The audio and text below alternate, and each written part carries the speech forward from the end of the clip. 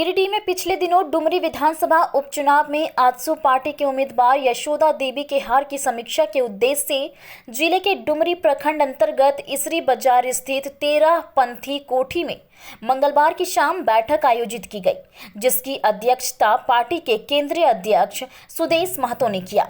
मौके पर पार्टी के केंद्रीय कमेटी के पदाधिकारियों सहित गिरिडीह व बोकारो जिले के पदाधिकारीगण मौजूद थे।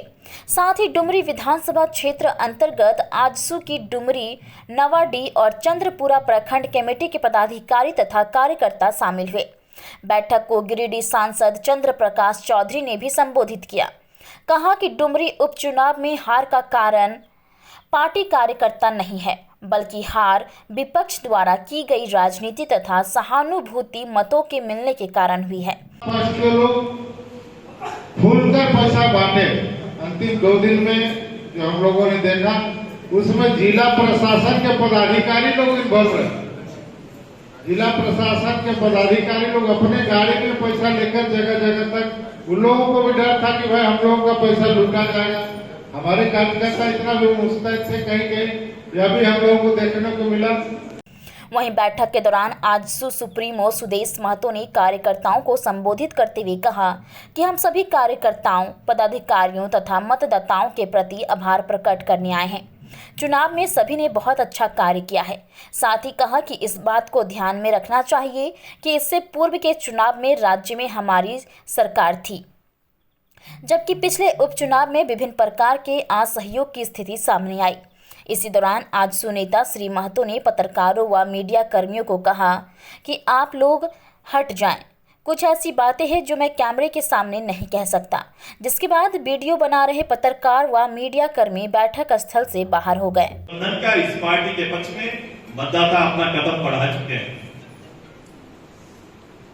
देखने की दृष्टि आप लोग के मूल्यांकन में मैं सुन रहा, जो आप मूल्यांकन कर रहे थे वो दृष्टि है, वो विषय है, मैं उसको दोहराना नहीं चाहता।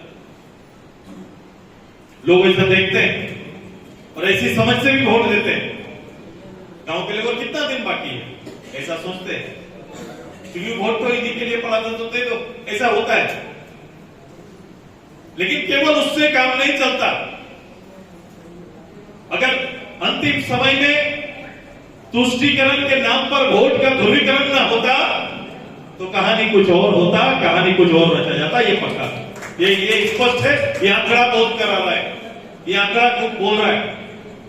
इसलिए इतने बड़े मतदाताओं को दिल जीतने के लिए मेरे पार्टी के एक कार्यकर्ताओं को आभार व्यक्त करते हैं, आप सभी को धन्यवाद देते हैं। राजनीतिक दल का काम, कार्यकर्ता का काम, एक काम खत्म करो, अगला काम पकड़ो। कहां 3 महीना तक ये समय है कि गाल में हाथ देके बैठे रहेंगे कि कहां चूक हो गई। मैं उस पर बात ही नहीं करता कि कहां कमी रह गई और कितना प्रयास करना चाहिए था, शायद नहीं कर पाए इसलिए कमी रह गई। मैं किसी पर बोलता ही नहीं कि हमें और थोड़ा नीचे जाना चाहिए था, हमें और काम करना चाहिए था। और जो बातें बाहर के प्रतिनिधि के पक्ष में मुझे लग रहा है, जो लोग अपनी काम खत्म कर लिए वो साइड हो, जो मेरी समीक्षा, वो पदाधिकारी डोर टू डोर जाकर अपने मतदाताओं को अगर वहीं पर धन्यवाद देते तो एक अच्छी शुरुआत हो जाती। मेरे प्रत्याशी जितना समय बिता दिए, जितना समय बीता, मैंने इनसे पूछा भी था,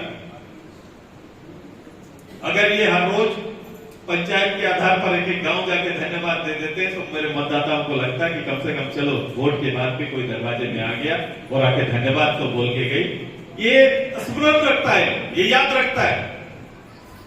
मैं अगर इलेक्शन टू इलेक्शन केवल आपसे बात करेंगे तो सक्रिय राजनीति का हिस्सा नहीं है, वो माना भी नहीं जाता है।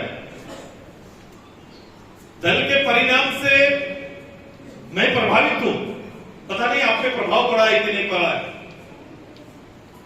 मैं प्रभावित हूं और मैं धन्यवाद देता हूं यहां के मतदाताओं को, जिन्होंने विपरीत परिस्थिति में इतना बड़ा जनसंग्रह करके पार्टी के विचारों के साथ खड़ा करके रख दिया। इसलिए धन्यवाद के पात्र।